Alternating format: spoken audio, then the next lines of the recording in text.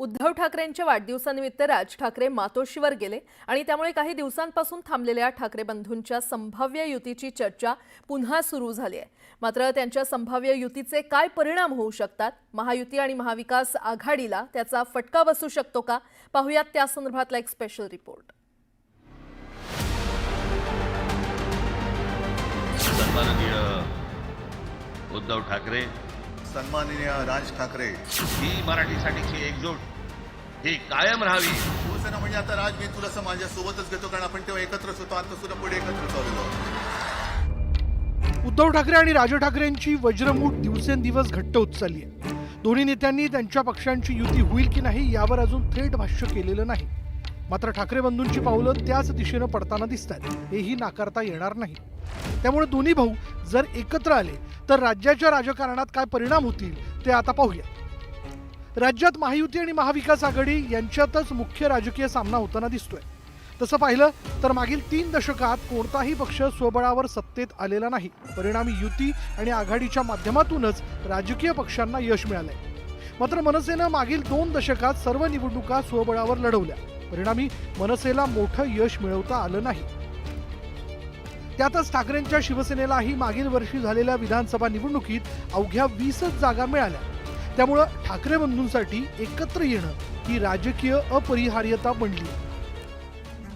ठाकरे बंधूंच्या एकजुटीमुळे मराठी आणि हिंदुत्ववादी मतदार ठाकरे ब्रँडकडे पुन्हा येऊ शकतो। विखुरलेली मराठी मतं एकवटली जाऊ शकतात।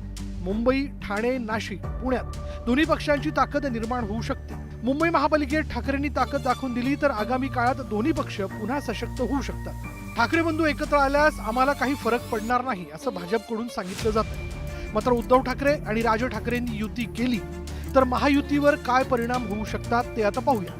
राज ठाकरेंच्या आक्रमक हिंदुत्वामुळे महायुतीचा हिंदुत्ववादी मतदार ठाकरेंकडे वळण्याची शक्यता नाकारता येत नाही। शिंदेच्या शिवसेनेला मिळालेली हिंदुत्ववादी मतंही राज ठाकरेंमुळे कमी होऊ शकतात।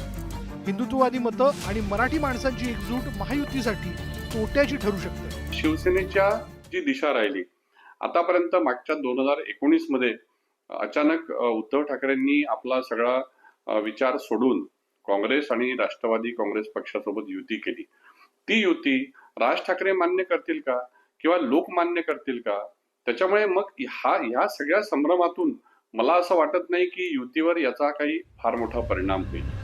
महायुतीनंतर महाविकास आघाडीला ठाकरे बंधूंच्या युतीचे काय तडाखे बसू शकतात तेही जाणून घेऊयात। उद्धव ठाकरेंची शिवसेना महाविकास आघाडीत असल्यानं राज ठाकरेंना सोबत घ्यायचं असेल तर आघाडीतील घटक पक्षांना ते मान्य होईल का असा प्रश्न आहे। राज ठाकरेंचं आक्रमक हिंदुत्व काँग्रेससाठी अडचणीचं ठरू शकतं। परिणामी ठाकरेंची शिवसेना किंवा काँग्रेस महाविकास आघाडीतून बाहेर पडली तर आघाडीचं अस्तित्वच संपू शकतं।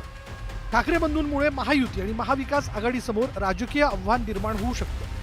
मात्र दोन्ही बंधूंची युती होणं तितकं सोपं नाही, कारण ठाकरे बंधूंमध्ये युती झाल्यास नेतृत्व कोण करणार? राज ठाकरेंना उद्धव ठाकरेंचं नेतृत्व मान्य असेल का? आदित्य ठाकरेंना राज यांचं नेतृत्व मान्य असेल का? जागा वाटपाचं काय, असे अनेक प्रश्न भविष्यात निर्माण होणार आहेत। अर्थात असं असलं तरी एकत्र आल्याशिवाय जोरदार राजकीय कमबॅक करता येणार नाही याची ठाकरे बंधूंना जाणीव आहे आणि त्यामुळेच ठाकरे बंधूंची पावलं युतीच्या दिशेनं पडत असल्याचं स्पष्ट होत आहे।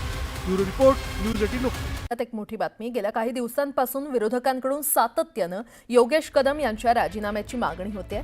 अधिवेशनाच्या शेवटच्या दिवशी शिवसेना ठाकरे पक्षाचे नेते अनिल परब यांनी मंत्री योगेश कदम यांच्यावर गंभीर आरोप केले होते। ज्या सावली रेस्टॉरंटवर पोलिसांनी कारवाई केली तो डान्सबार असल्याचा आरोप त्यांनी केला होता आणि त्यामुळे विरोधकांकडून योगेश कदम यांच्या राजीनाम्याची मागणी देखील सुरू झाली। यावर प्रतिक्रिया देताना उपमुख्यमंत्री एकनाथ शिंदे यांनी मोठं वक्तव्य केलंय। एकनाथ शिंदे नेमकं काय म्हटलेत आपण पाहूया। आणि जे काँग्रेसच्या इशाऱ्यावर नाचतात त्यांनी डान्स बार बद्दल बोलावं। हा एवढा मोठा जोक आहे, विनोद आहे। आणि म्हणून मी आपल्याला एवढं सांगतो, योगेश काही चिंता करू नको, डिस्टर्ब होण्याचं कारण नाही, काम करायचं। तुझ्या मागे भाई तर आहे, पण अख्खी शिवसेना आणि हा एकनाथ शिंदे खंबीरपणे उभा आहे।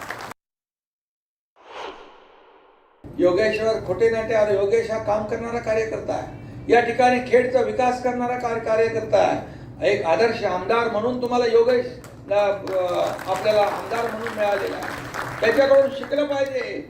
तर त्याच्यावर टीका करून तुम्ही त्याचं काम बंद करू शकत नाही. या तुमच्या प्रकरणामध्ये त्याचा काडीचाही संबंध नाही. आणि राजीनाम्याची मागणी करताय. अरे बाबा, तुम्ही काय केलं?